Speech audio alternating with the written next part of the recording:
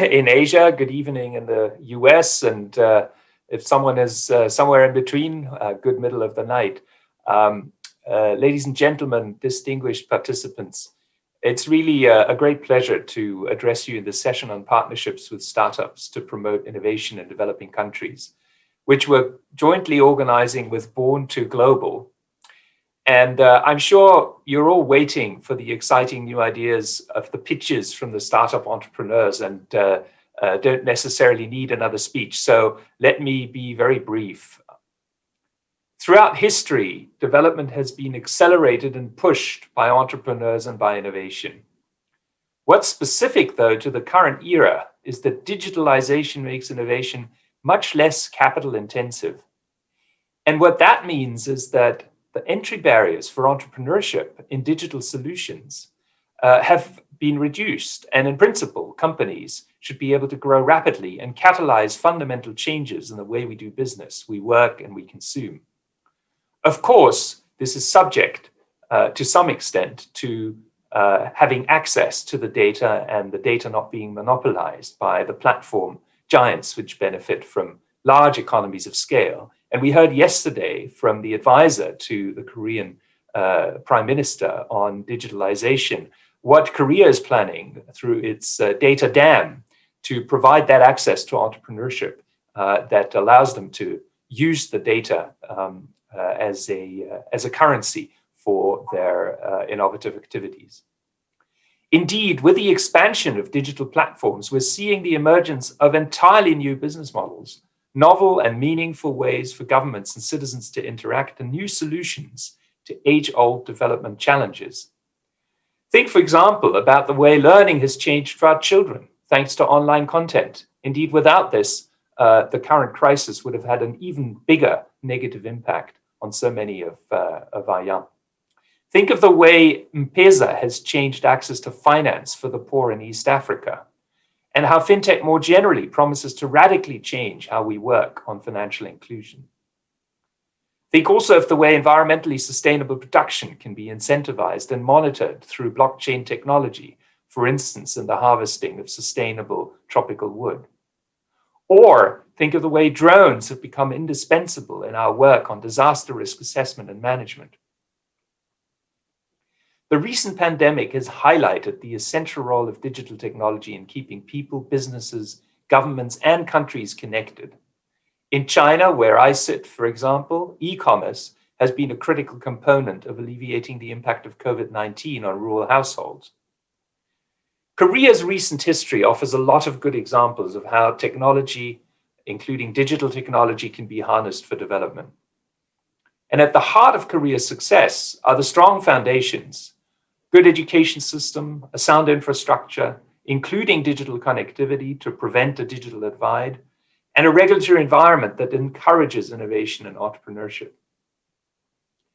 Our partnership in the World Bank with Korea is dedicated to learning these lessons of Korea's success and connecting our clients in developing countries with Korea's extensive and vibrant innovation ecosystem.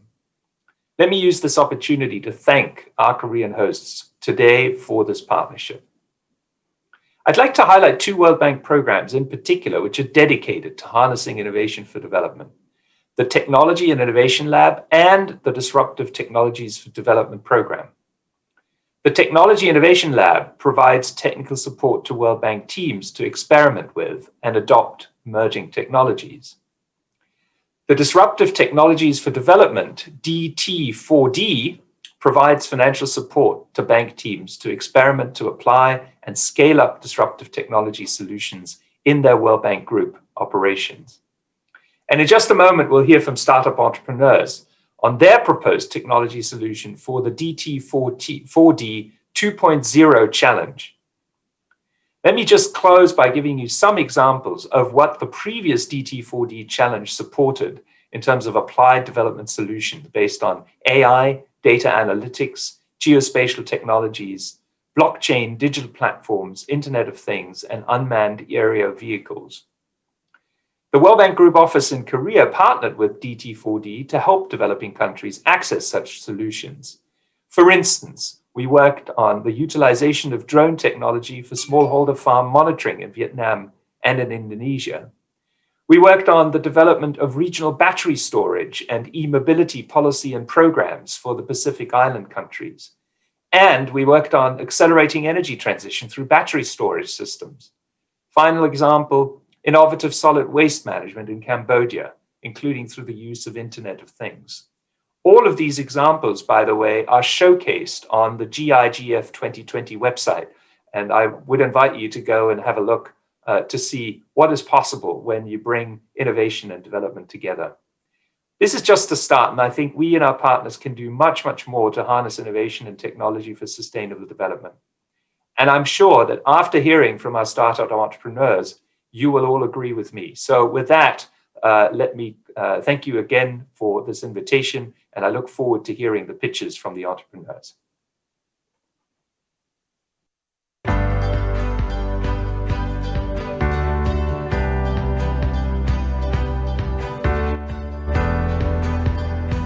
Thank you, Mr. Martin Razor, for that. Now, our next speaker is Mr. Jongkap Kim, Chief Executive Director of the Bourne Global Center. Everyone, please join me in welcoming Mr. Jongkap Kim onto the stage.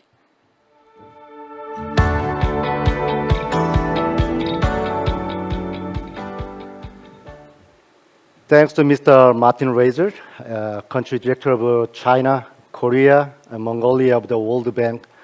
And I appreciate your kind pitching of the support and encouragement of the startup. And also the special thanks to the Ministry of the Economy and Finance and the World Bank Group. I want to mention about one more special thanks to the Mr. Hyunjoo. He's a special representative and the country manager of the World Bank Group Korea office. He hosting this valuable opportunity for our startup to showcase their innovative technologies and the solutions to global development challenges. I'm very honored to be opening this session. Let me talk about a little bit about the Bourne Global Center. Bourne Global Center is a very unique position under the Korea government, Ministry of Science ICT. We are fostering and promoting and supporting the global expansion and the collaboration of Korean deep tech startups and entrepreneurs.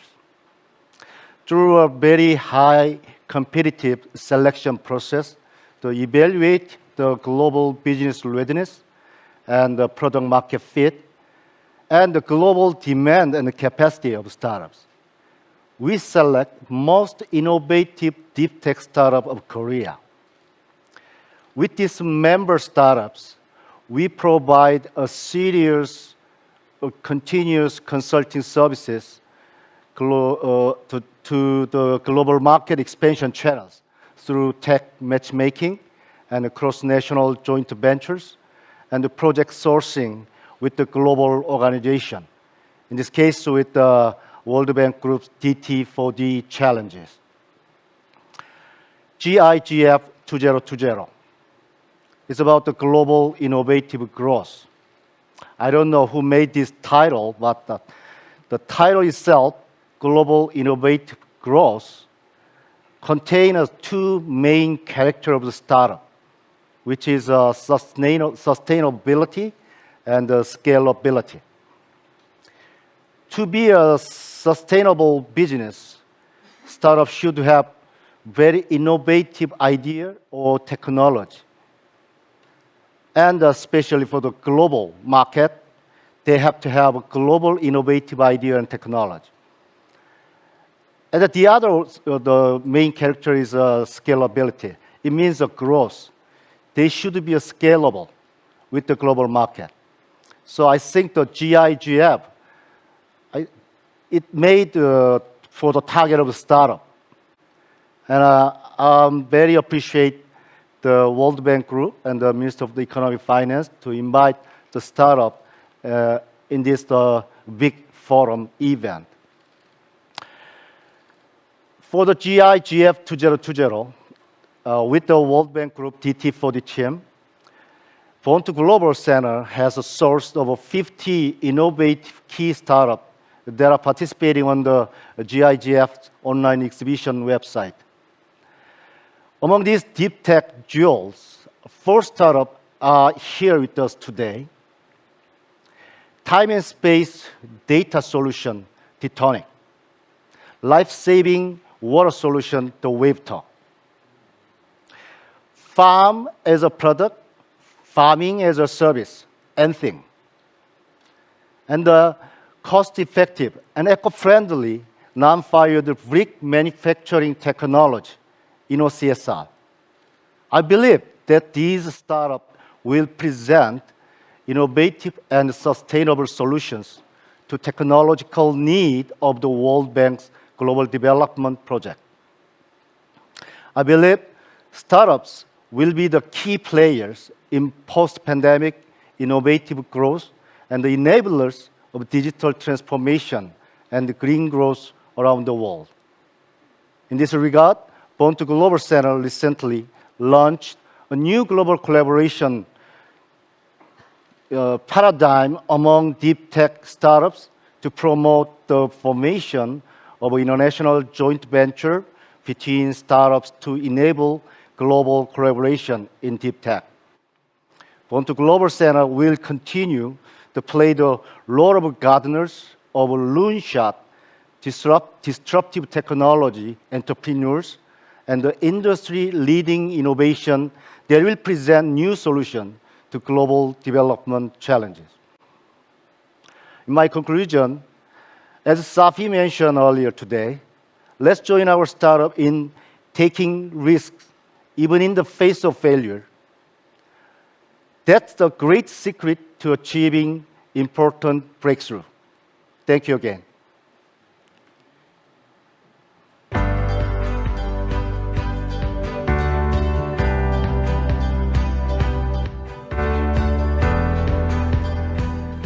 Thank you, Mr. Jongkap Kim, for that wonderful speech. It is time now to hear the startup pitches and panel discussions. We'll also hear from the winners of the DT4D challenge. And for that, it is my pleasure to introduce this session's moderator, Mr. Seungsoo, Special Representative and Country Manager at the World Bank Group Korea Office. Please join me in welcoming Mr. So onto the stage.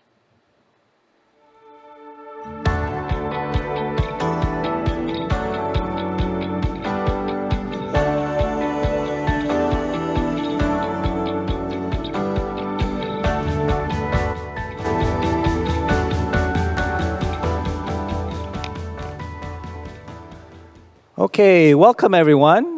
We will continue session 4 today, and thank you, Ms. Seo, for the introductions. Thank you again to Mr. Martin Reiser and Mr.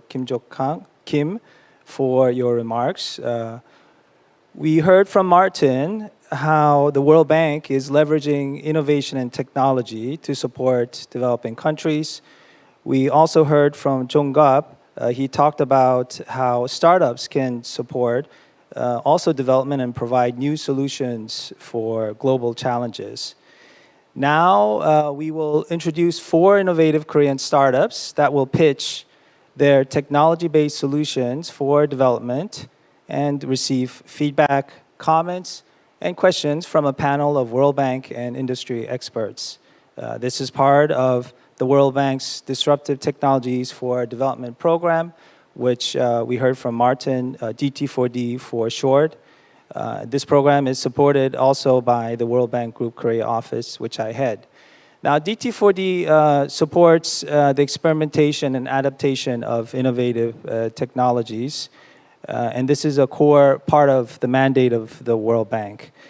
This session will be organized. This session is organized in partnership with Bourne to Global, which is an accelerator and incubator in Korea. So let me quickly introduce the panel members. First, I'd like to introduce Hyunjoo, who is sitting next to me, and she is the CEO of Impact Venture Capital, Yellowdog. Her company has invested in over 27 startups worldwide that have innovative potential in environmental solutions, healthcare, education, and work style solutions. The remaining panel members are joining us online. First, let me introduce Charles Reed Anderson. He is the founder of Charles Reed Anderson and Associates. He is based in Singapore and is considered one of the preeminent experts on IoT and smart cities. Then we have Toni Eliasz. He is a senior private sector specialist and program manager of the World Bank's Disruptive Technologies for Development program. We also have Daniel Ortega Nieto, senior governance specialist of the World Bank. Daniel is one of the DT4D 1.0 challenge winner with his project, The Power of Public Data, Disrupting Corruption and Money Laundering in Brazil. We have another bank colleague, Gayatri Singh, Senior Urban Development Specialist of the World Bank, and who is also a DT4D Challenge winner with her project, Green and Blue Footprints Tool, Decision Support for Living Cities in Indonesia.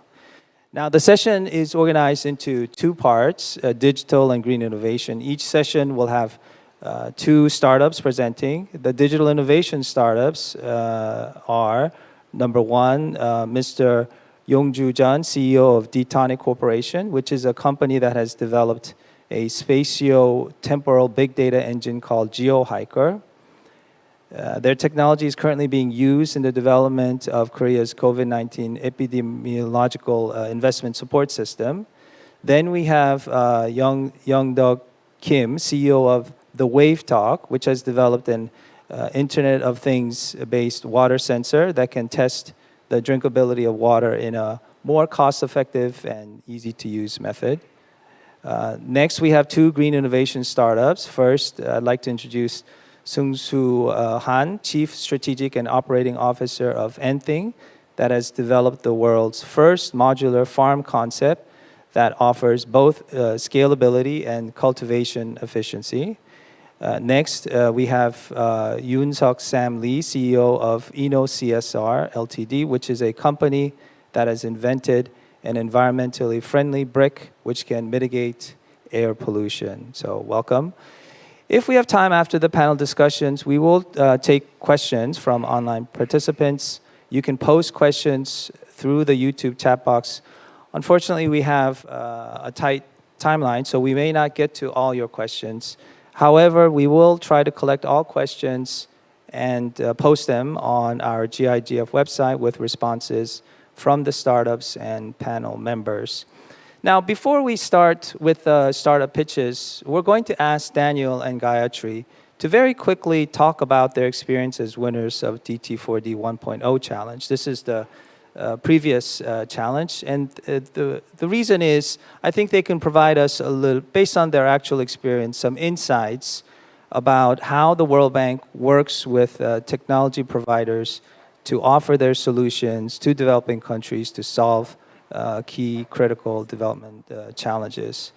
So let me first ask Daniel. Daniel, you want to share your DT4D experience, please? Thank you very much for the opportunity. I'm sharing my screen to talk to you very briefly about what we did in Brazil. Basically, we developed the governance risk assessment system using artificial intelligence to deter corruption. What we did is create a system that currently identifies 225 red flags of potential fraud in public expenditures, which has been piloted at 3 levels of government in Brazil: federal, state, and municipal. We built this system around 4 key pillars: public data, analytical underpinnings, scalability, and client orientation. Let me tell you a little bit about the data, the public data. We built one of the largest data sets of public expenditures in the world. We use public expenditure data that includes, for example, contractual level data of public biddings, public payroll data of more than 10 million Brazilian public officials, government transfers and social benefits of over 20 million beneficiaries, electronic invoices. But we also have really interesting data. For example, electoral data on more than 800,000 electoral donations. We created a robot that looks for online news on fraud and corruption. We also have data on banned companies, georeference hundreds of thousands of Brazilian companies, and also the relationships between firms and millions of Brazilians. We developed these 225 red flags and divided them into 7 broad categories. I'm certainly not going to go through all of them, but let me tell you a little about a couple of them, for example. So we're able to identify inconsistency with partners of firms. So partners receiving government cash transfers, or conflict of interest, where a partner is a public official with contracts with the same main agency where he or she works. Negative track records of banned companies in different jurisdictions, or inconsistent corporate characteristics, such as multiple economic activities which are inconsistent with the firm. Atypical procurement patterns, winning rates and high cost overruns, or geo-referenced headquarters based in a very poor location. We also see bid rigging risk patterns, such as identical proposals or symmetrical proposals, or high rate of victories versus stubborn losers. Finally, we also did some interesting analysis with electronic invoices, where we are able to identify high expenditures in specific products and high unit price over specific products. So what are the main results, the preliminary results we've had so far? For example, we've been able to identify 420 firms that won bid against companies which have likelihood of being shell companies, 857 companies that won bidding processes against firms that have at least one partner in common, 450 firms with partners who receive conditional cash transfers, and over 500 firms that are owned by public servants working in the same government agency that has executed the contract. Of course, there's no time to show you a live demo of the system, but I want to finalize with 4 key lessons that we learned working with entrepreneurs and technology and artificial intelligence in Brazil. The first one, all of them seem pretty obvious, but really it's not as easy to put it in practice. So the first one is you need a high-level champion in government, and it's indispensable. And you need to start thinking about scaling up from early stages. Second, it's key that you're able to translate complex technical issues into simple ideas to get your message across different audiences. Thirdly, you need to engage with legal departments early on to avoid unnecessary delays or roadblocks. And finally, don't ever underestimate the power of an MVP or a beta version. It can really help you gain trust and support while you move forward. Thank you very much.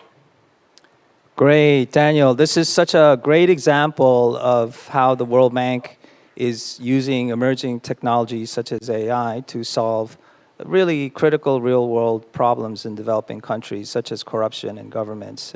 Thanks for the example. Let me now quickly move over to Gayatri. Do you want to share your experience using technology to support developing countries, please? Hi, Hoon. Thank you very much. I'm sharing my slides. I hope everybody can see it. Hello to everybody. And it's a real pleasure to be part of this really exciting event today. So, as many of us know, that natural ecosystems are often at odds with the forces of unplanned urbanization. In Indonesia, where our DD4D proposal won the first round of challenge, we found that in the capital city of Jakarta, in the metropolitan area, in just over 3 years, 20% of the water body cover had been lost. I'm not sure my screen can be seen. Can you see my screen? Yes, we can see your screen. Please go ahead. Perfect.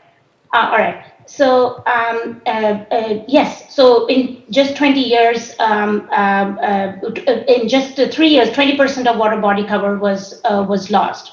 The government wanted to strengthen the development control in cities of Indonesia. But the challenge they ran into was that they did not have up-to-date maps and basic water body footprints to implement their solutions. I am moving my slides, but for some reason, okay, I can't see it, but I'll speak to the slides.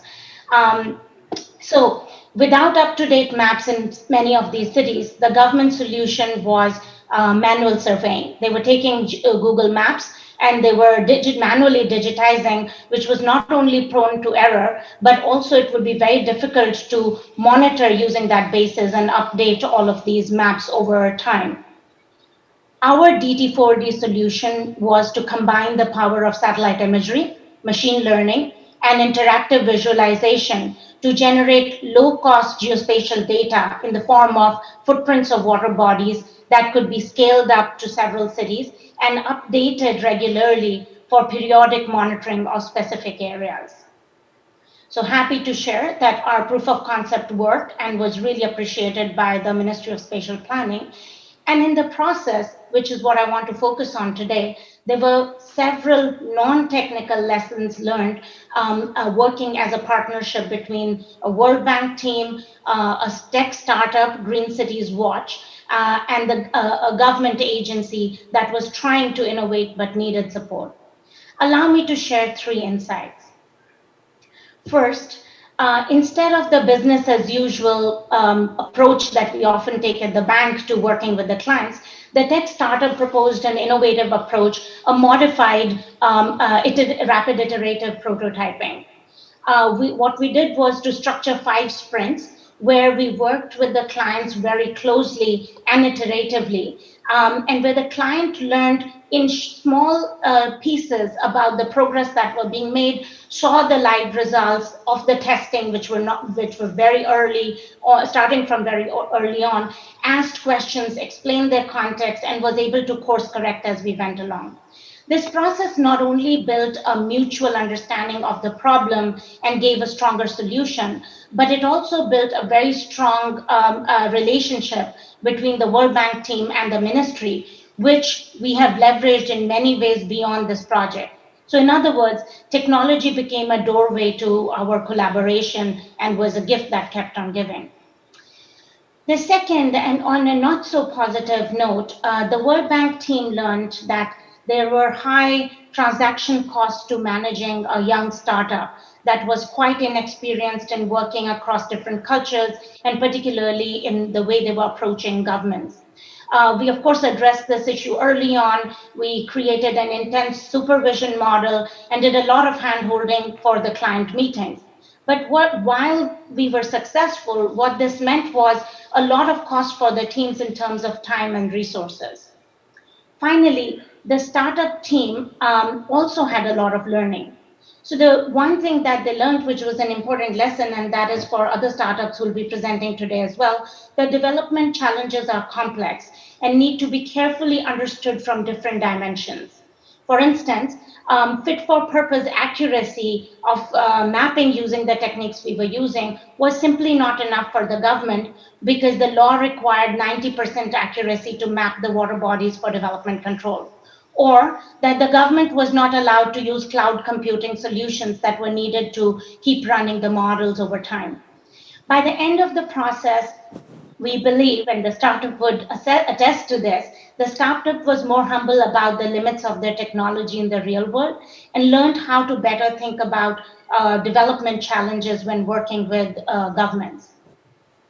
So you may ask, would we do this again? Absolutely, yes, there is no doubt about that. But we would plan differently. I would perhaps pick a slightly more mature startup who has experience of having interacted with governments to partner with, especially if they're to work directly with the clients.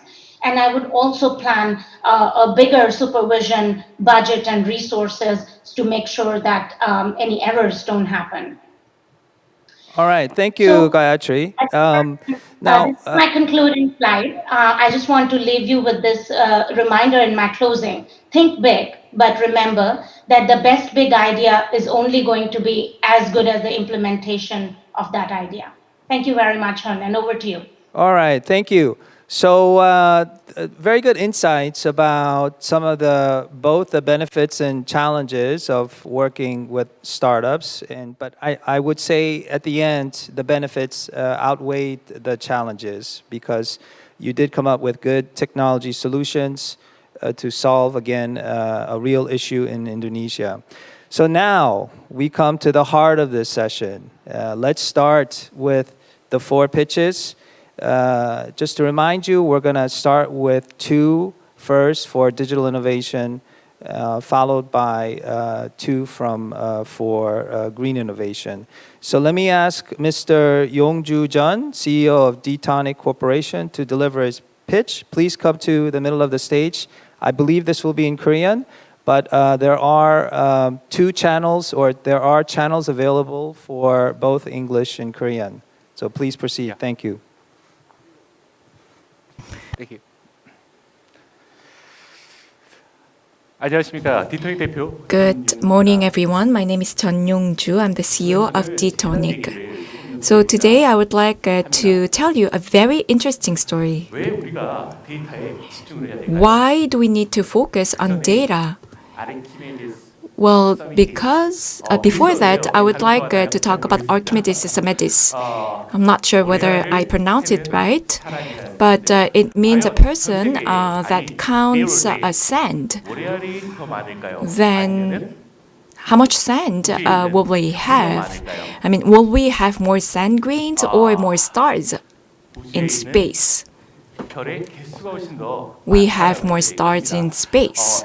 That's what scientists tell us. So that's 10/21st of 10. So we say that centillion. So that's a lot. And there are that many stars in space. So we currently have about 7 billion people around the world. And that means times 10 trillion. So we live in an era with that much data. So 90 zettabyte is the amount of data that we have. And over 90% of that have been produced over the past 2 years, and every year the number of data increases by 40%, and this number will keep growing up. So we will have 165 billion of devices and globally 163 trillion gigabytes of data generated by 2025. Then why do we need spatial and temporal data? We have to look into the multi-dimensional data of space and time, the ones that moves. We have to track everything on the move, and we actually move that data quite a lot. And let's look at the planes. So, of course, we do have pilots in the cockpit, but then that's only for taking off and landing. Other than that, AI as well as other technologies will take care of the flight. So I'm talking about the temporal and spatial data, but that's not just for the urban space, but healthcare and transport will also be affected by temporal and spatial data. So it involves every aspect of our everyday life. So I would like to talk about PredPol. It's about policing. In 2012, the US predicted crime and was able to reduce crime rate by 50%. What a great number. And that shows the power of temporal and spatial data. And I would like to also talk about Dynasty slum that's in Mumbai, in India. And there are some neighborhoods that are deteriorated and poor. And by analyzing the data, the government was able to identify the cause of the problems in slums. And they were able to take good measures to improve those slums. And that also shows the power of big data. This is why we need to focus on data. But then when it comes to big data, it also involves some challenges. It takes a long time, it's time-consuming, and it's cost-consuming. Especially when it comes to spatial and temporal data, big data that involves temporal and spatial data, it's very time and cost-consuming. It will go up, which is why we came up with this GeoHiker. So GeoHiker is a special temporal big data engineering platform that we developed, and it develops and it looks into not only healthcare and drones as well as different sectors such as transport, but by using our engine, you can produce big data very efficiently and very rapidly. And we are proud of this technology. And for Hyundai Motors, they saved 5,000 1,000% of cost. And for the transport institution in Korea, their speed went up by 5 times. So we process data every 2 seconds. So we have processed about 6 billion data during my speech for 5 minutes now. So I can say that this is a dream solution that we have. Also, when it comes to big data solution, you don't need to change everything. I'm sure that you have the Apache Heartbeat, and we provide 100% operability with that. So we provide personalized and optimized analysis through this library and API. And we have algorithms for machine learning as well. So you can also leverage that technology. We have urban, transport, development, and environment, as well as agriculture. So we have a great track record in these fields. And in Vietnam, we also have experience in smart factory and smart traffic. But then there was COVID-19, this great disaster. So COVID-19 came on us, and the hero appeared. The nurses and the doctors, the medical healthcare professionals, thank you very much. And thank you very much, Korean citizens, for wearing masks and observing the safety protocols. So we are leading by example. K-Quarantine is actually leading with its test, trace, and treat methodology. This is the guideline that the Korean government is currently providing, and they actually use our engine for investigation of epidemiology. That's to track the travel map of the patients and to also trace the contacts of the confirmed cases. And Korea CDC is very much well using our system. And it took about 22 hours before, but now the time was reduced to less than 10 minutes. So that was a great performance from our side, which is why we wanted to receive the support of the World Bank to provide the solution to the developing countries when it comes to infectious diseases, so that we can fight the infectious diseases in the developing countries. So of course, developing countries will have their own set of data. It's their data, but then at the same time, we also have the intelligent app, the epidemic investigation system that we can support from Dtonic. At the same time, Korea is leading in protocol for safety, and I think we can contribute to that. Thank you very much. It was Dtonic. I love this idea of using the power of data for the COVID-19 crisis. It is indeed something that I think could be applied to many developing countries, providing such a data platform. So let's now move on to the second speaker, Mr. YoungDug Kim, CEO of THE.WAVE.TALK. Please come to the stage and showcase your idea, please. Thank you. Thank you very much for your introduction. My name is YoungDug Kim. I'm CEO and co-founder of this company. 안녕하세요. THE.WAVE.TALK의 대표를 맡고 있는 공동창업자 김영덕입니다. Hello, I am Kim Young-duk, the co-founder of THE.WAVE.TALK. I can speak English marginally, so I try to use two languages. That's terrible to the interpreter, translator.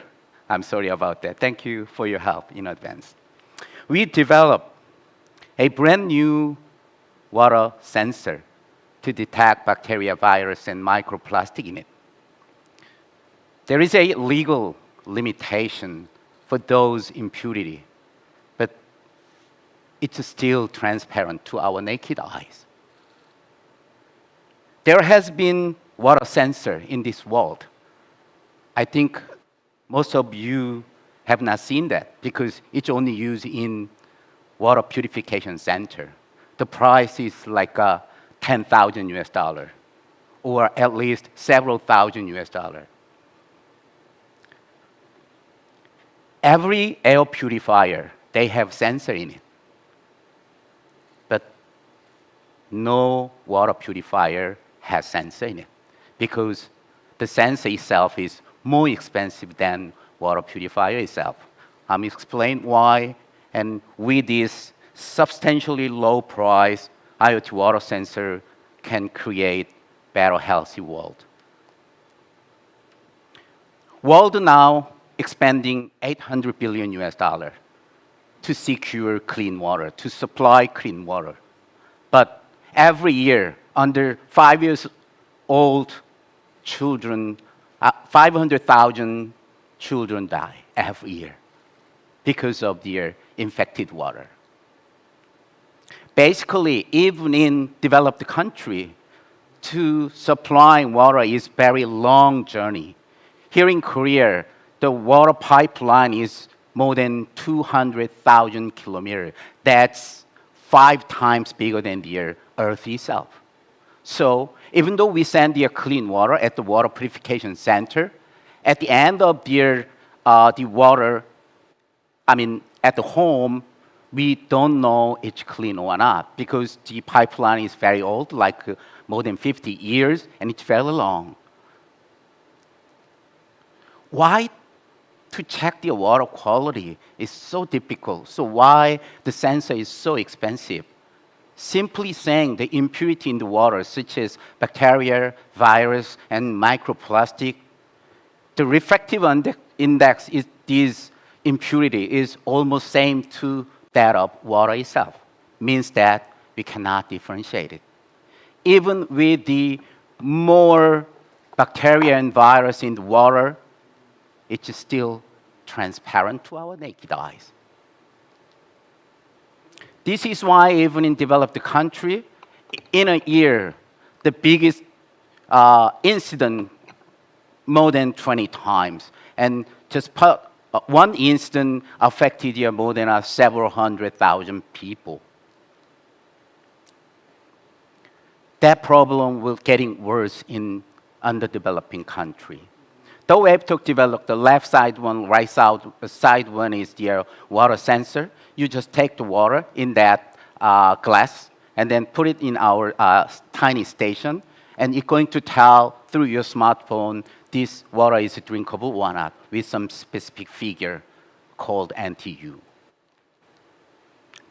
Basically, comparing to the conventional water sensor on the right side, it's simply more than the 1,000 up to the 6,000 US dollar. That's the reason, once again, you haven't seen this kind of a water sensor. The WaterTalk home down to the 50 US dollar, we can provide this sensor to everybody. And 10 seconds, it's going to tell the water is drinkable or not. It also can be used here, the centralized water supplying system, which can displace conventional water purifier, turbidity meter water sensor.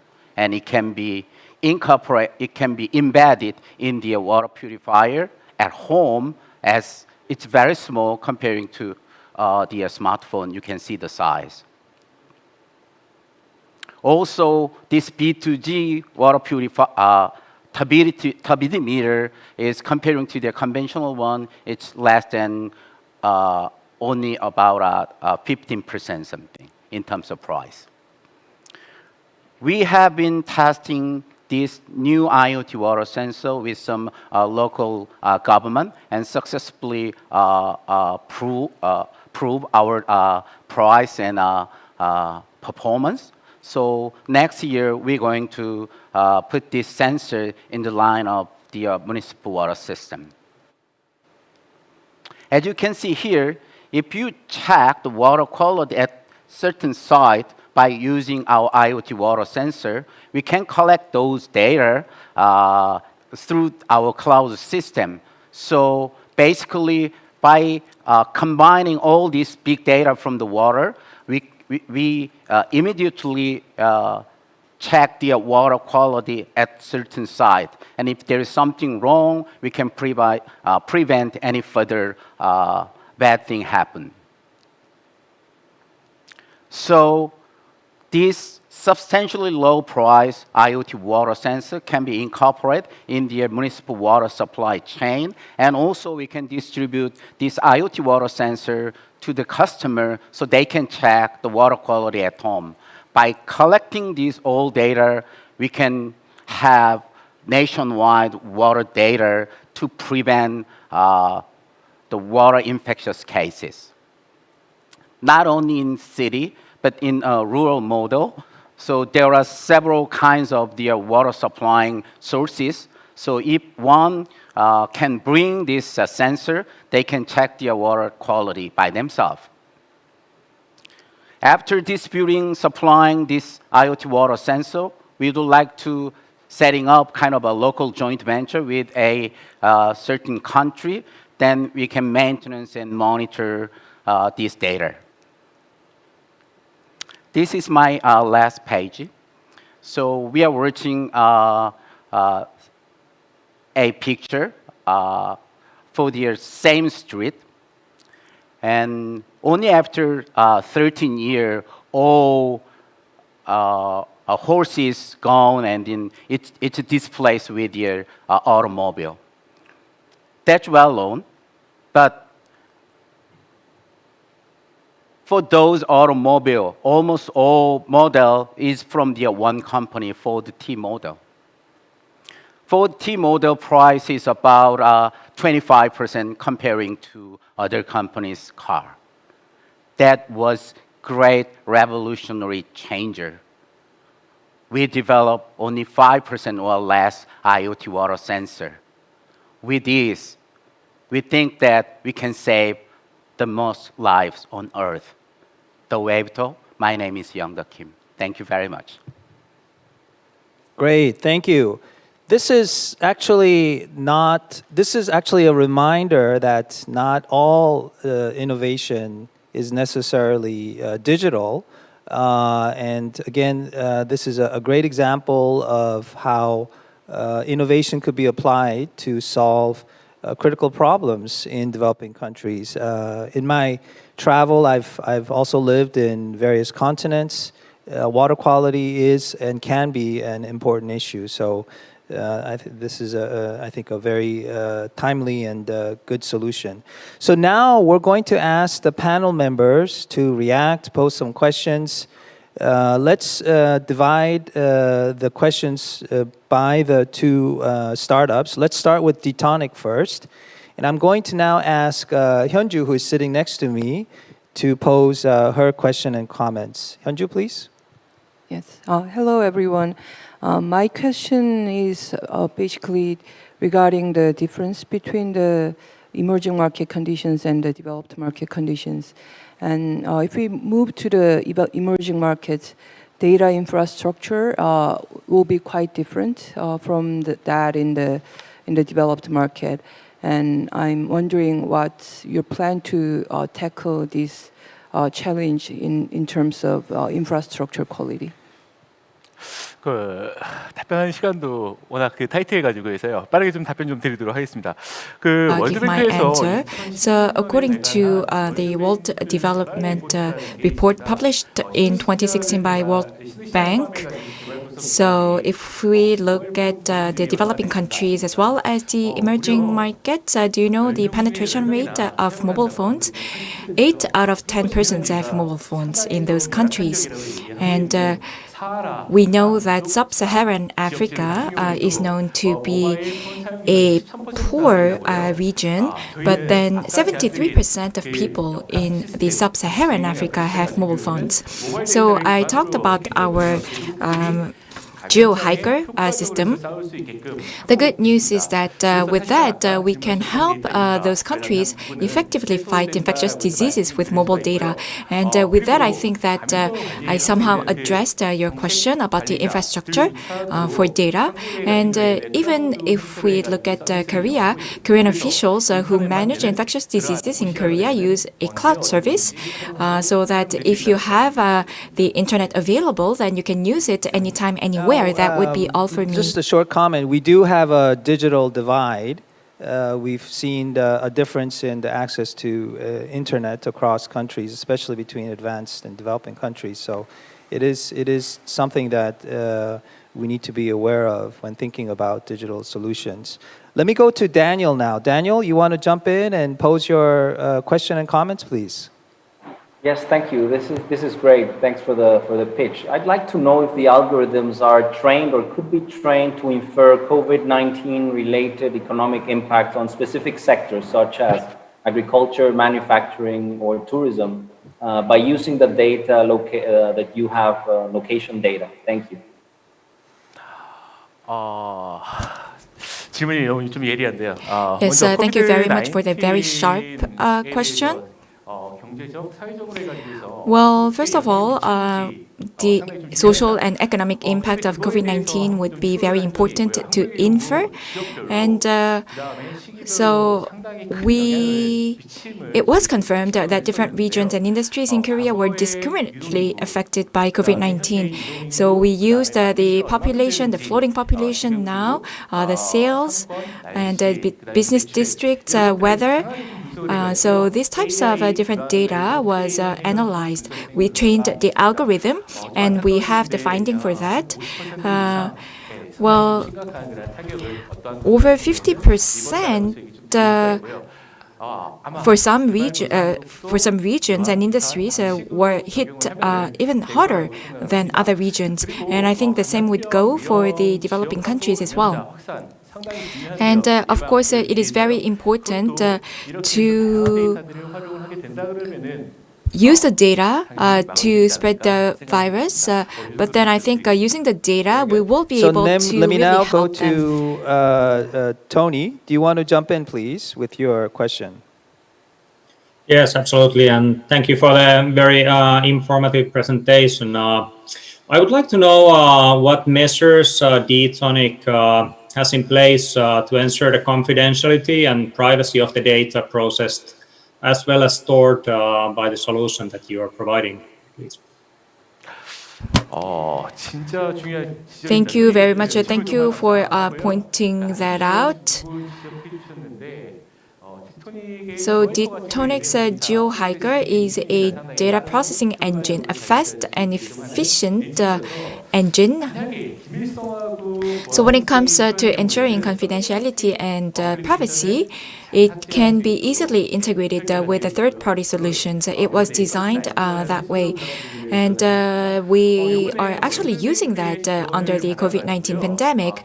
With the help of the World Bank, we want to use an AI-based infectious disease epidemiology system that we want to apply in developing countries.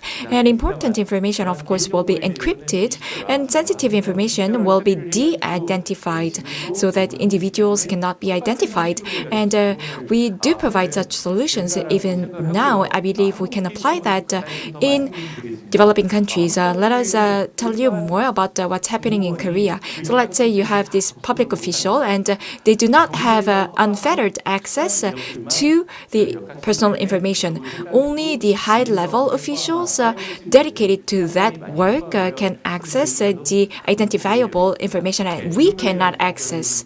So I think that kind of entertain your question. Cybersecurity, of course, are critical issues when you're thinking about using data and creating data platforms. So now let me go to Charles from Singapore. Please pose your questions and any feedback or comments for Dtonic, please. Sure, thank you very much. What I'd like to understand a bit more is about the go-to-market strategy as you look at entering new markets. Can you elaborate on the process that you'll be looking at and what type of companies would become the ideal go-to-market partners to help you enter those new markets? 이번에 제가 이 행사를 Well, while I was preparing for this event, I actually studied many COVID-19 system, and what we want to provide is a COVID-19 epidemiological system. And using big data, I think that can be quite useful. However, the geo-hiker, the temporal and spatial solution that we have can be used in your everyday life. So it can be applied to all different sectors. But then how are we going to access it? Well, that was a question that we looked into in our company. So of course, we want to apply our engine, and the same goes for the epidemiology system. What we want to do, we can integrate it with a third party, a local third party, to provide the solution. And we want to provide an intelligent epidemiology system in the developing countries. And we are constantly looking for a partner that we can create synergy with to develop a business together. We want to create a better world together. And well, you actually talked about big data. Can you please use our engine in your solution? Thank you very much for that. Let me also say, I think an ideal partner for entering developing countries is, one of them at least, is the World Bank, no? That's why we're here today, right? Okay, let me now move on to Wave Talk. Similarly, we've got 4 questions. Let me start with Toni. Can you share your questions and comments, please, for Wave Talk? Yes, absolutely. Thanks so much again for the presentation. Basically, I'd like to know if your systems and solutions are able to share the data that you're collecting with water supplier companies, and basically to be able to, for the companies to have real-time information of the water quality. That would then, help to map the water quality in different neighborhoods, or even control factory water conditions. Yeah, thank you for your question, Toni. Sensing is one thing, and collecting data is the final goal of this sensor system. So basically, every product from the THE.WAVE.TALK, basically it's designed to collect the data. For example, SenseCup, it can connect via Bluetooth to your smartphone app, and then after checking the result of the water quality, collecting through the cloud system. So we can supply or share this kind of data to water supply company or government. Thank you. All right, let me now ask Charles to share his question and thoughts. Charles, for Wave Talk. Sure, thank you. I really like the breadth of the portfolio and the fact that you have solutions that can be applied at the consumer level or also at the utilities/government, city government level. But the challenge with that model is you would need 2 different types of go-to-market strategies or sales teams, different support models for each one, and that can become quite cost burdensome. So if you had to pick just one sector, sort of the government or the consumer side, which one of those would be the most attractive for a long-term opportunity for you, and why? Yeah. Thank you for your question. That's really a problem to a small startup company. We have to handle different product and different market. From customer point of view, I think SenseCup, WaterTalk, B2C product is the key because it's very cost effective. We can give this a SenseCup IoT water sensor to everybody with the hopefully $50 next year. So in a developed country like in America, in Korea, in Singapore, I think it can be a B2C model. But in underdeveloped country, developing country, I think a B2G is a better option for this same product.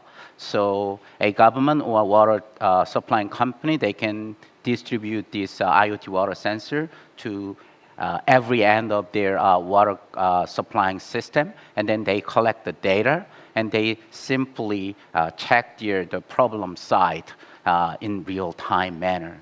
So B2C product in developed country and B2G in developing country.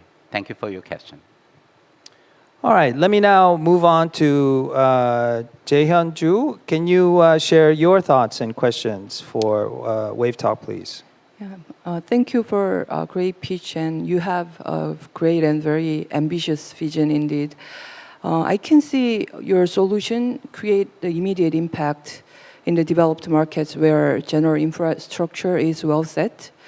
But if we move to the developing market, very basic conditions of water system are lacking, and testing water quality and having the data set of water quality is one thing, but providing good quality water is another critical piece of the problem. So your solution alone will not really make a meaningful change without tackling this problem through a joint effort. Mm-hmm. So I think this question will again touch these partnership issues and the go-to-market strategy, I guess. So I'm wondering what's your plan to tackle this challenge for the developing markets where the general water system is not well set. Yeah, that's very important question to our business model. For a city which has their already existing infrastructure to supply clean water, even though we don't know it's clean or not.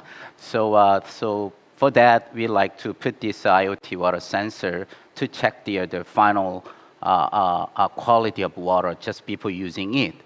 But for a developing country, there is no way to access their clean water, and they usually depends on their localized system, it's purification or well or other things. So to go into that market, we need to find a purification system supplier together with. And that's what we are preparing for next year. And also, even though there is some existing localized independent water purification system to managing, and it's very difficult. So if we provide this tiny IoT water sensor to them, they can check their water quality from their existing independent water purifier system. Yeah, so yeah, basically to go into the rural side without a purification system, we need to setting up kind of a joint venture with the water purification technology company. Thank you. Okay, and now we've come to the last question for WAVE.TALK. Daniel, do you have a question for WAVE.TALK? Thank you. Yeah, this is very exciting and certainly promising. So I'd like to know if could the data collected through the system be leveraged not only to monitor and track particles in water, but also be applied to agricultural fields and monitor combinations of environmental parameters such as temperature, humidity, soil, and water? Thank you. Thank you very much. Yeah. At this moment, we are checking turbidity, the total amount of impurity in the water. That's the basic, very important feature. After that, we like to add some more functions such as you mentioned, temperature and pH, other things, to check the water quality in more precise manner. So that those sensors are actually existing in this market right now. So we have planned to put more feature into our system. But for the water soil, I don't have a great understanding on that, so we need to specify what they want to check. And then I can tell if we can do it or not. Thank you very much for your question. Let me now ask Yoonsuk Lee, Seungsoo Han, Chief Strategic and Operating Officer of n.thing, to deliver his pitch for us. Mr. Han?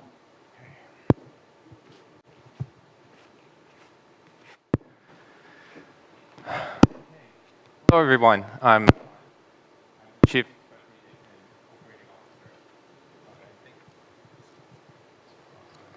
Okay. And our goal is to feed the world sustainably by suggesting a new innovative farming system. So many things to handle in my hand. So, okay. The climate change. The climate change and food safety and the COVID-19. Everyone must be familiar with these three terms. These three global issues are very closely related to each other. And these issues make it harder to supply food for humans. During the recent COVID-19 crisis, many countries are suffering from sourcing their food, especially the ones that are heavily dependent on imports.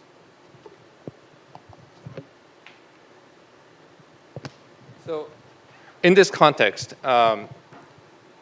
it's undeniable that our priority should be creating a sustainable food future for humans. When you actually look at this data, the global population will reach 10 billion by 2050. And how are you going to feed 10 billion people without using more land while reducing emissions and minimize the impact on the already so much damaged planet?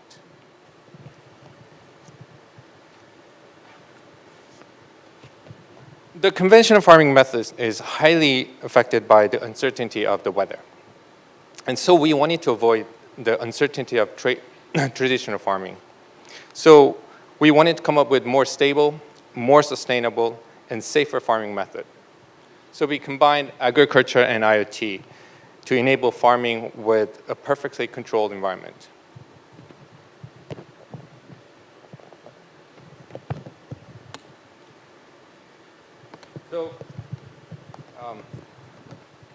So we came up with the Cube.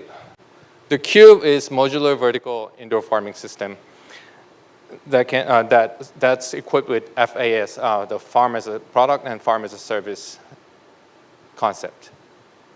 Farm as a product allows every farm to be standardized and modularized, allowing to set up a mass product system with replicability and scalability.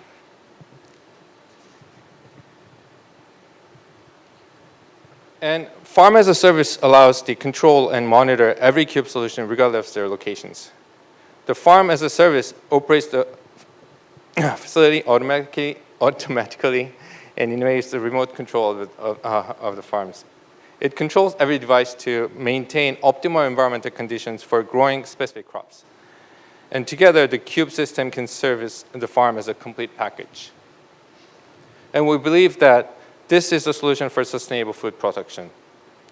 And the Cube farm solution will guarantee safer production and stable supply with much increased efficiencies. With this innovative approach, we're addressing two SDGs from UN as well. The first is number 12, responsible consumption and production, as we can manage and use natural resources sustainably. And second, the number 2, the zero hunger, by increasing agricultural productivity with sustainable food production systems. And our system ensures local production and local consumption. The operation and management of the Cube farms are completely manualized, and which makes education and training very easy. 3 months of training is enough for the local laborers to take over the farm and manage it.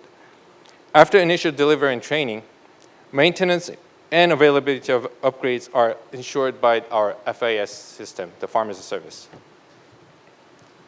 And the local demand-oriented production innovates the distribution channel and the lifestyle. Delivering fresh food directly to customers will significantly reduce the food mileage and prevent losses. Operation process and distribution services can be localized regardless of any weather conditions.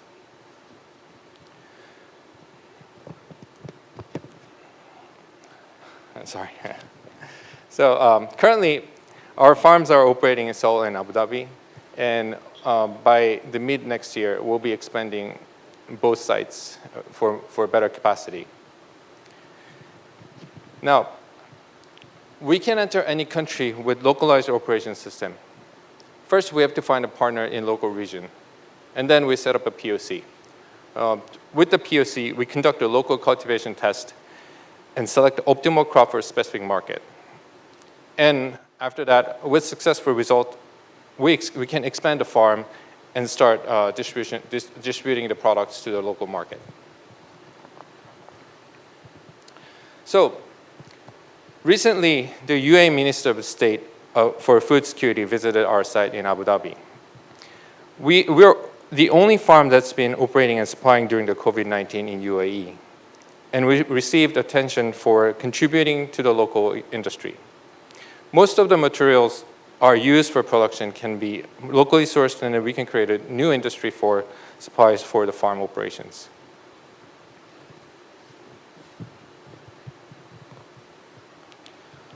We can also provide a better labor environment for local workers. Workers of the Cube system work in a very clean and safe environment. Also, with manualized guides and Cube OS system, helps the labor education process to be simple and easy. We can also expect the Cube farm to serve as an educational purpose.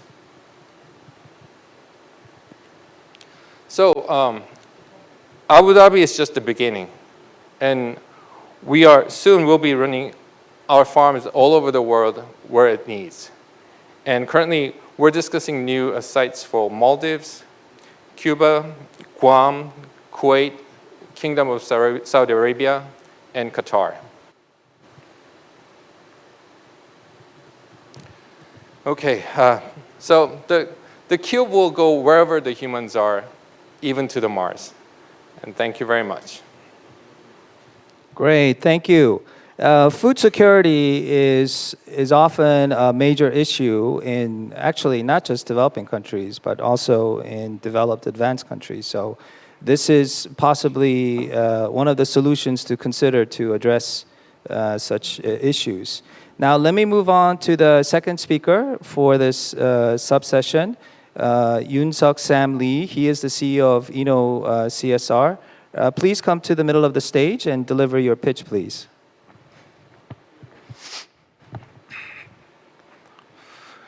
Thank you. I'm honored to be here today.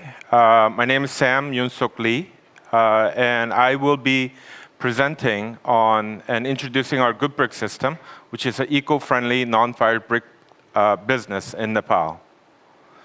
InnoCSR helps proven green technologies to go into developing countries to do good and do well. Good Brick system, which I'll be presenting today, is InnoCSR's first and main impact technology business. Here's a little animation for you to further understand our system.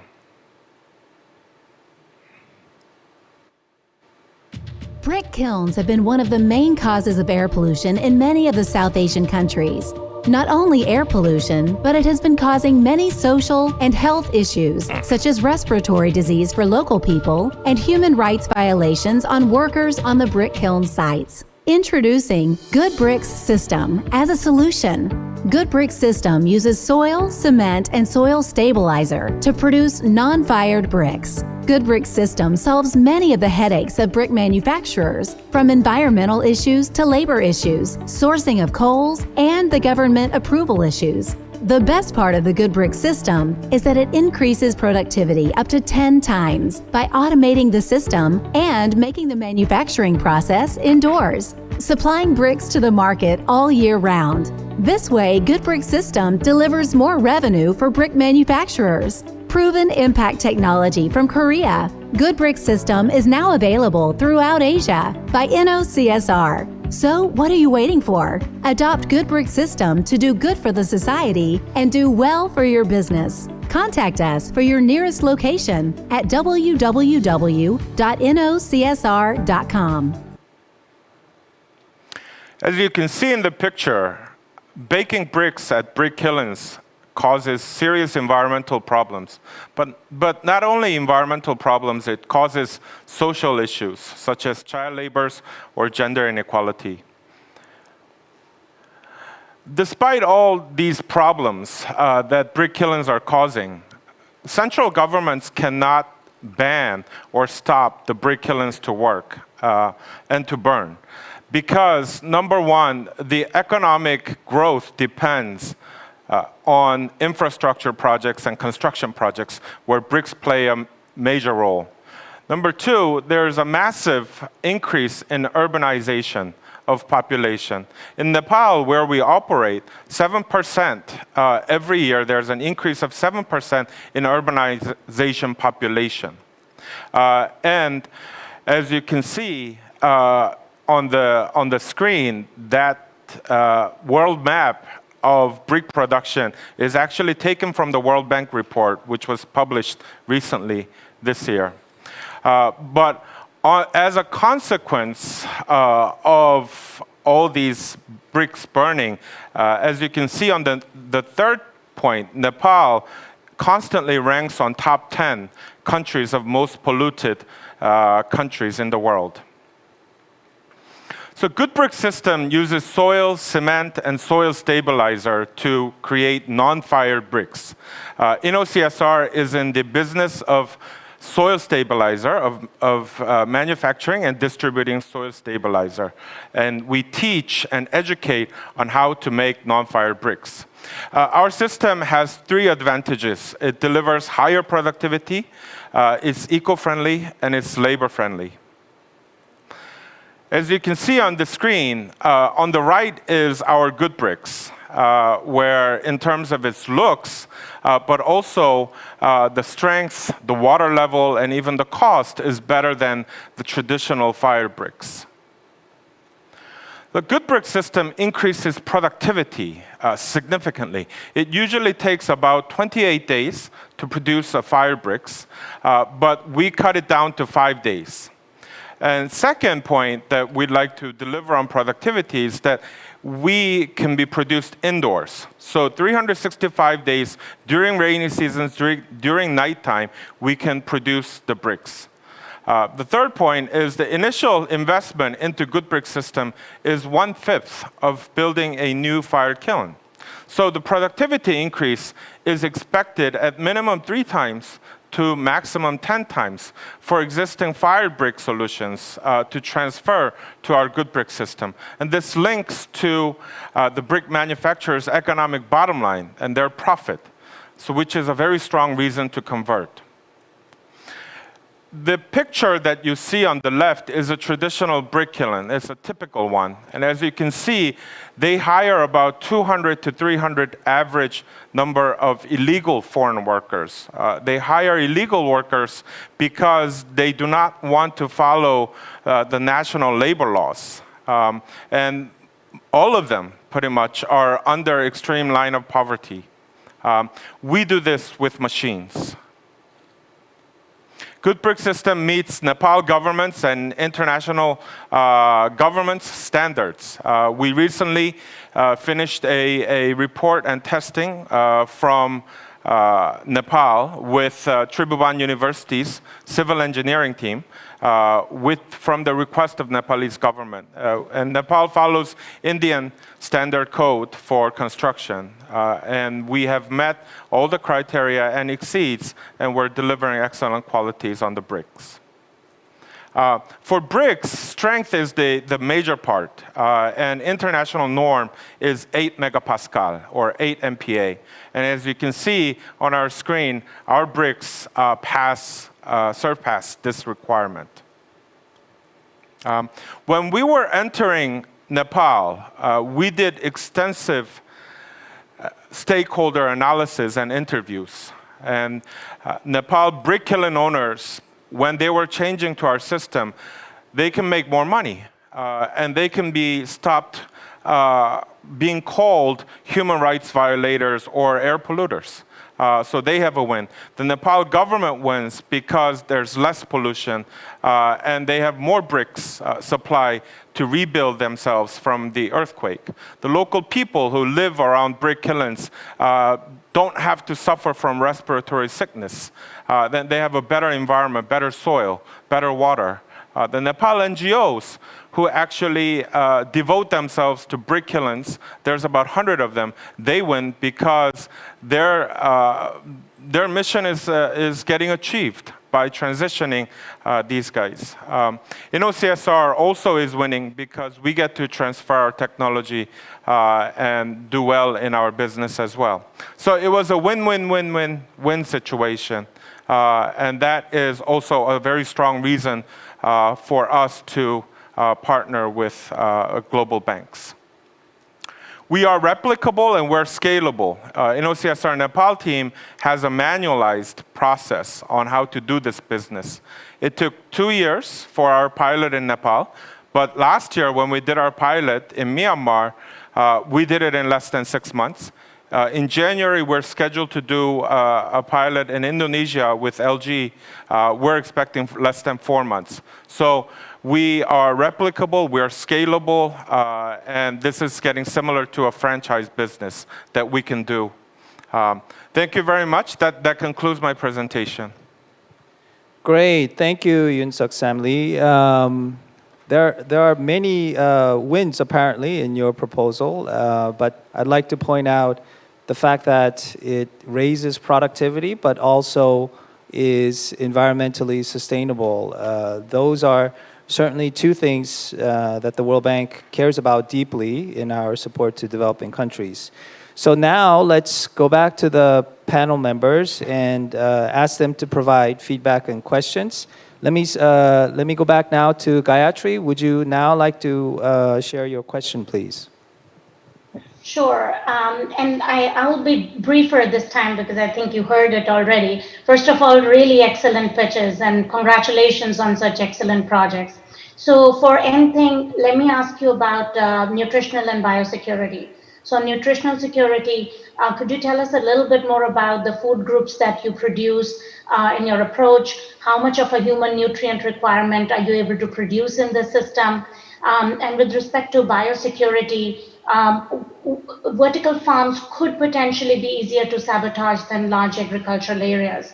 Have you given some thought about this, and does that factor into your costing as a scalable model? Thank you. Okay, thank you. First, you asked about the nutritional security. Well, right now, if the technology-wise, you can actually produce any kind of plants, but the problem is actually it's the economy. So right now, so far, we're actually just entering this market with beginning of this technology. So right now, we can only support green leaves. So we cannot actually cover many nutritional security right now, but actually we're still in development. We're still developing our technologies, and we're actually expanding the varieties of the crops that we can grow in our system. So eventually, I think we're gonna after this we can probably go on. We're expecting to go on to produce some starch and some fruits. And we'll keep developing our technology to cover more crops. And the second thing about the biosecurity, you said that our system might be more vulnerable to the contamination and biosecurity, but actually we believe that it's the other way around. Because we are in a modular system and we're actually growing crops in a completely controlled and contained area, that actually it operates like a pretty much clean room.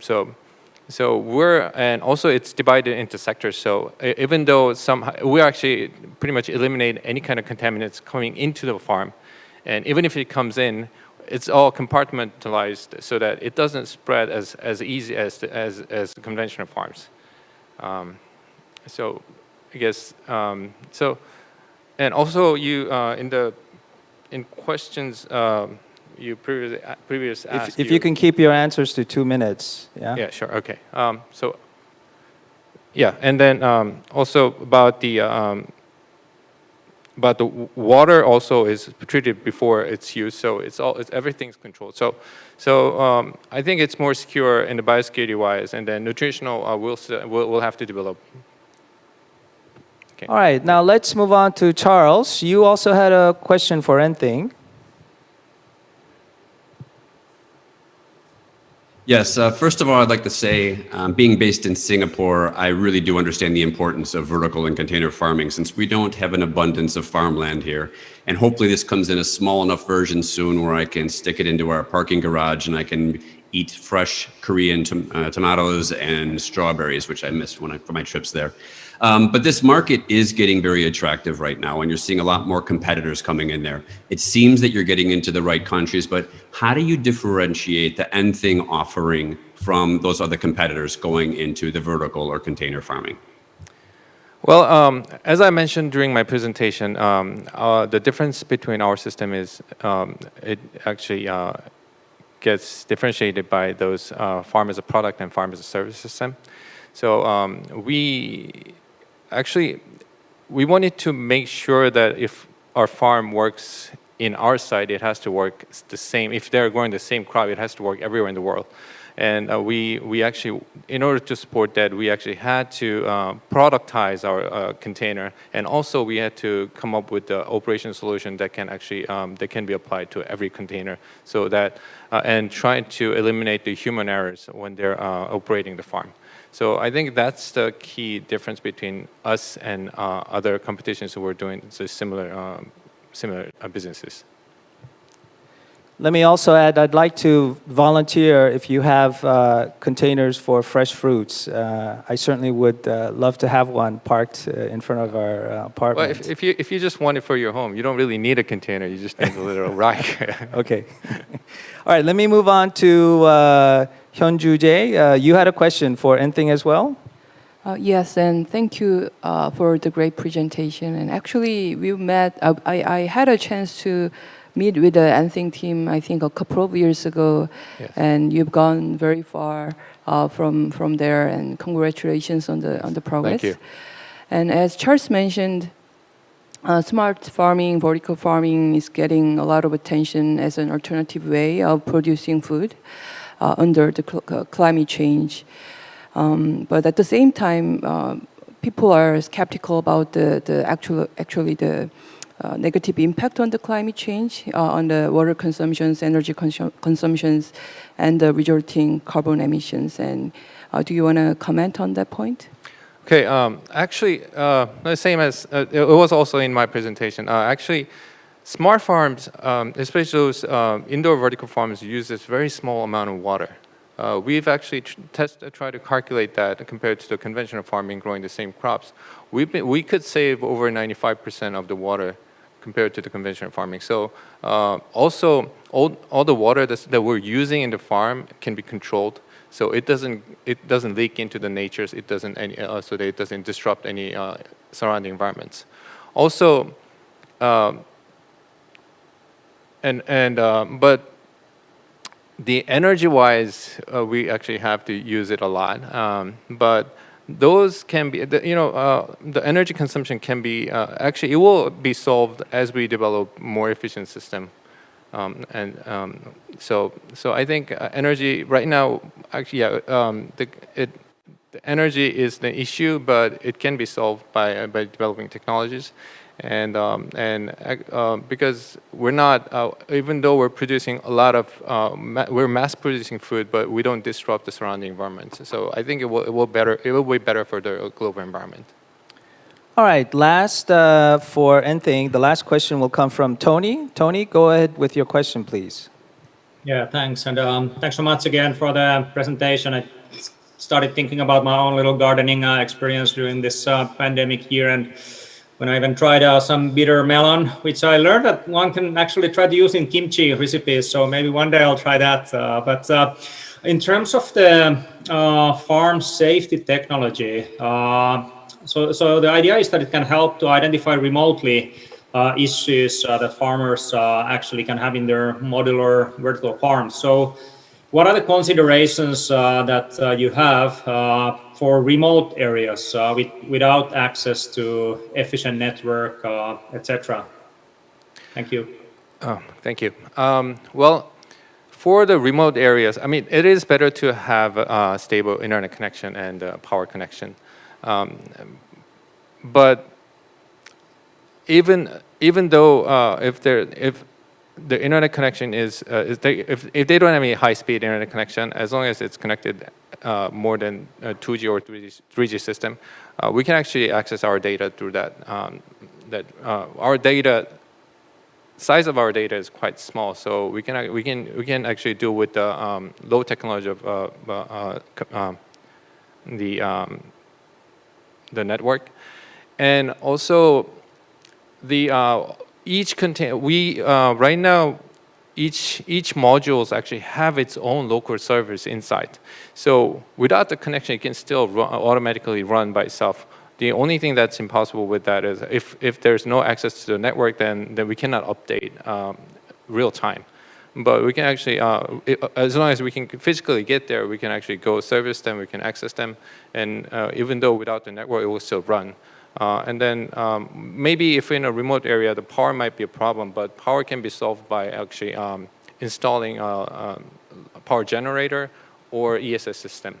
So we actually have planned for, yeah, I mean, most of the people who's actually trying our technology is that they're in the location where they can actually having trouble sourcing food, which sometimes it comes with remote areas.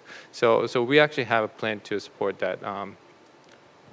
Okay, so we've heard a good set of questions about sustainability of this approach, security issues, and so on. So I think these are important issues raised, and thanks for the response from n.thing. Now let me switch over to the last set of questions for InnoCSR.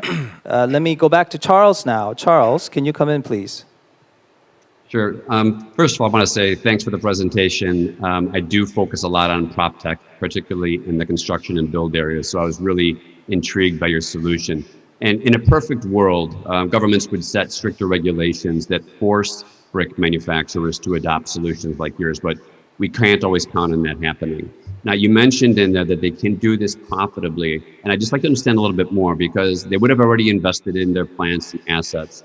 How do they get this return back on their investment, and how long does it take them to recoup that to where they can actually deliver it profitably? Thank you for the question. I'd like to point out a few factors in terms of the brick manufacturers changing over. Number one, the investments that they have made on their chimney has happened very long time ago. And most of these chimneys are being asked to switch over to environmentally friendly chimney, which I disagree on the terms and concept. But yes, it improves the emission rate. So they have to actually switch over to a better chimney at the moment. And number two, brick manufacturers, brick kiln owners have been pinpointed as severe air polluters or human rights violators for a long, long time. And most of the people that we have interviewed wanted to get out of that position. And three, as I mentioned during my presentation, we add and we give a very strong motivation for them to change, which is you can actually make more money by switching over. Because the average production from an average kiln in Nepal, which there's 1,600 of them, is about 7 million pieces of bricks each year. With our system, with one machine, they can go up easily more than 10 million bricks a year. If they want to double it up, triple it up, they can simply start adding machines on there. And in terms of the break-even point, it usually takes less than a year to recover their investment into our system. Yeah, I like your answer. Of course, the bank and other international organizations support environmentally sustainable solutions. But if you also make the argument that it makes business sense in terms of productivity, it becomes even a more powerful argument, I think. So let me move on to Hyunjoo Jae. You had a question also for InnoCSR? Yes, and I think my question would be quite related and overlapped with what Charles asked, but I just want to ask more comprehensive view on the package for the your business development strategy. And as you showed in your presentation, there are so many winners from your product and the system, and that can also mean that the decision-making process can be a little complicated for the purchase. And yes, there is a great economic benefit for the buyers, but again, still having someone pay for the initial capex, especially in the emerging market, might be quite tricky.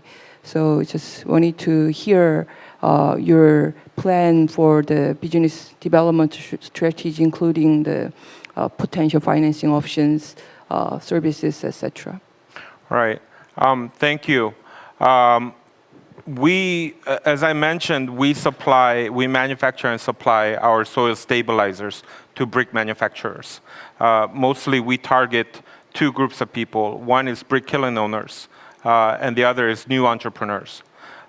In Nepal, there's an annual demand of 5 billion pieces of bricks, and the supply is only 3.8 billion. So there's about 20 to 25% of market which people are filling with rocks or muds, which will be a serious problem if there's another natural disaster coming.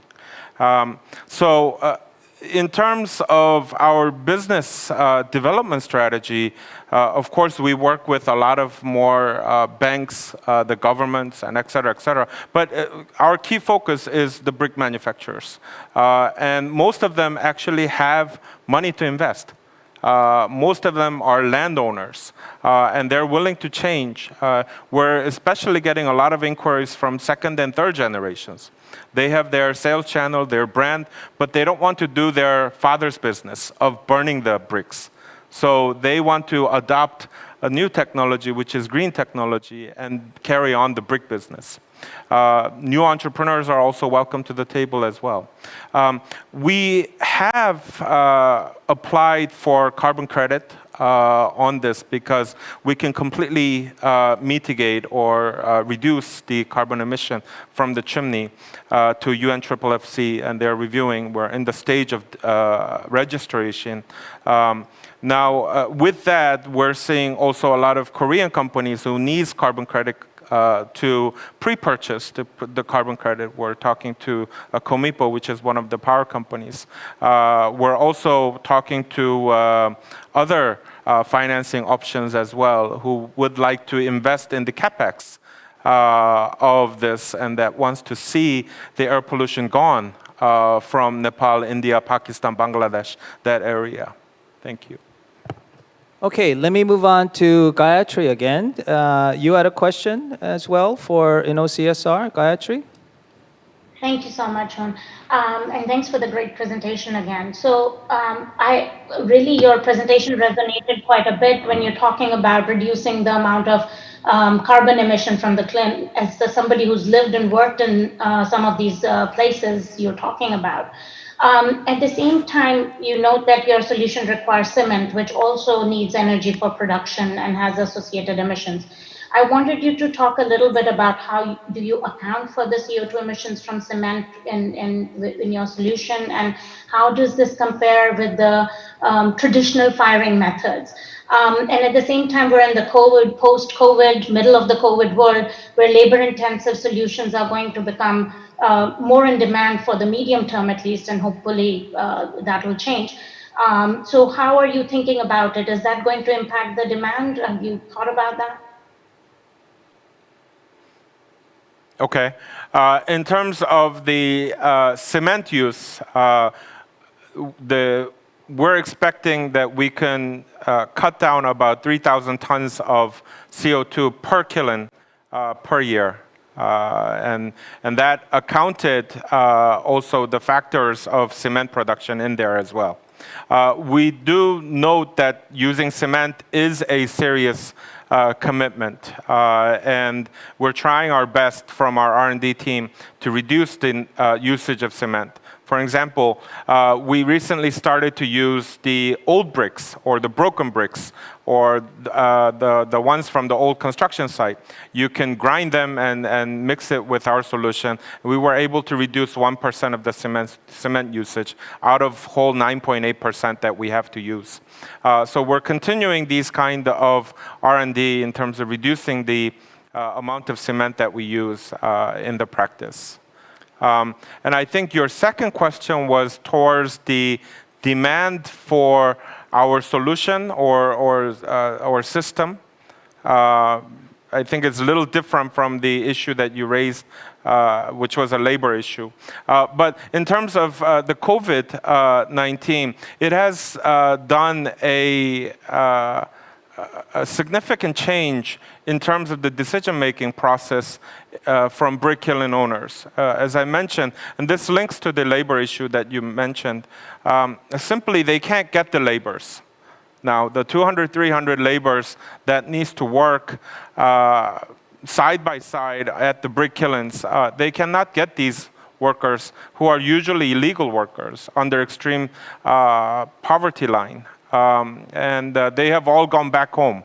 So they can't really get the laborers. So last month alone, we believe that one province in Nepal, they had to close down 85 brick kilns.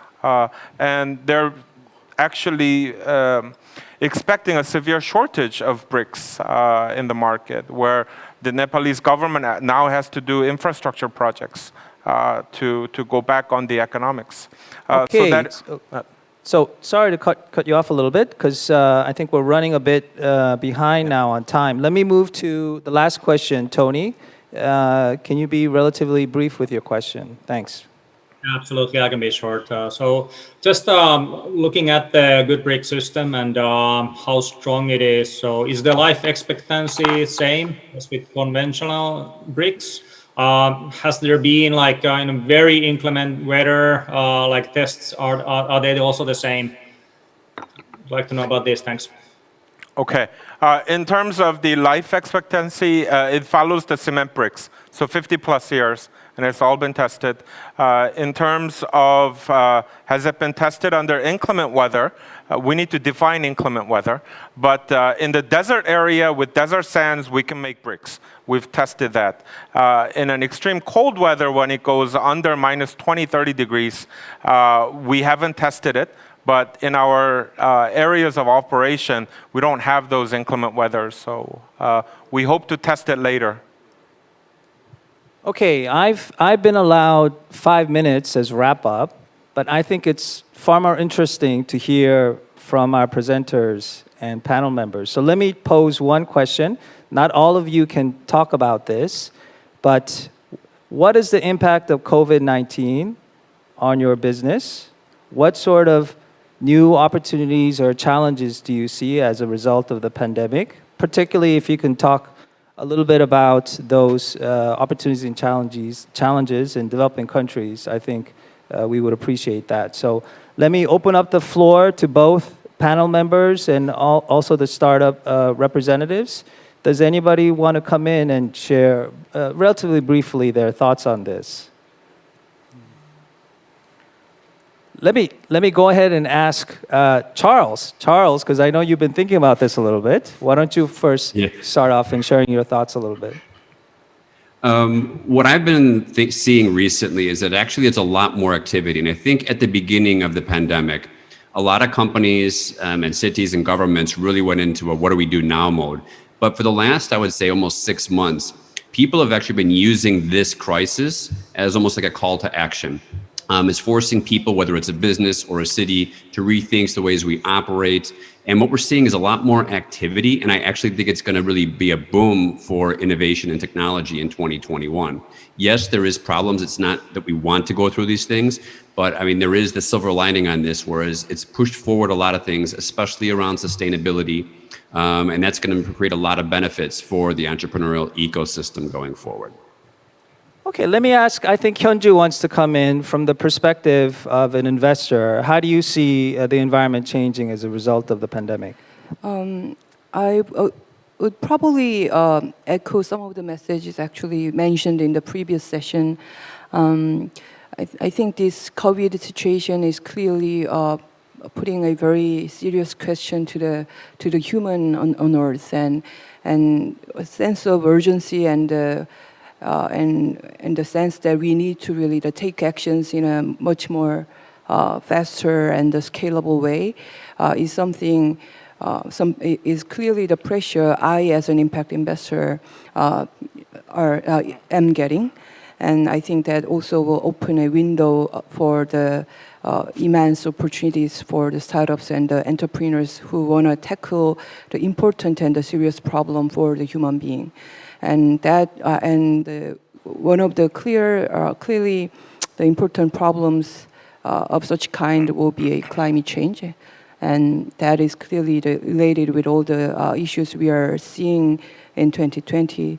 So I hope we can see very innovative and disruptive solutions based on the technology for the climate actions. So let me finish off with some feedback or sharing of views from the startups. I'm going to first ask Yoonsuk Sam. You want to share your thoughts on the COVID-19 question, please? Yeah, sure. And then I'll go to Yongju next, who also, I think, wants to join the conversation. Yeah.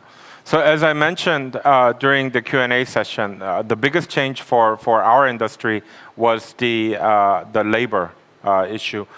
They can't hire these manual laborers or manual workers anymore. And this has they have accelerated the process to go to a machine-based production. Number two, while India and Nepal were under lockdown, in 32 years, they could see Himalayas from New Delhi. So people have now seen that, oh, we can have a fresh air. So this has changed a lot in terms of people's mindset, in terms of having to live with pollution. That if we actually put more policy or better business or better technology, that we can actually solve this issue. And we'd like to live with fresh air. The third one is the entrepreneurs that actually come to us. A lot of them were going to do a tourism business or restaurants. But due to COVID, they've erased that idea. Now they're coming to us saying that governments are going to do building, they're going to do roads, they're going to do infrastructure, so we want to go into your business. So that was the big three changes. Okay, let me finish off with Youngju. You wanted to come in, please. 오늘 아침에 기사를 봤는데요. 전 세계 인구 70억 중에서 6,800만 명이나 코비드-19에 감염됐다고 합니다. 안타까운 일이죠. 무려 150만 명이나 the COVID-19 pandemic, and 1.5 million died of the pandemic. So I am fighting against this pandemic, and this was coming. I mean, it was expected, I think. So, and it can come in the future as well, this type of pandemic. So we have to have a long-term perspective and come up with technologies with which we can live together and we can coexist. Yeah, so I agree with that. Of course, addressing the immediate issues are important, but let's also think medium to long term and use the crisis as an opportunity to transition to build better, as we say in the World Bank. So I'm sorry we've run out of time, and I'm sure many of our colleagues also on the screen would like to weigh in, but we'll have to wrap up. Let me thank all the participants, all the startups who came and shared their world vision, and also our panel members, our distinguished panel members who provided their views and their feedback.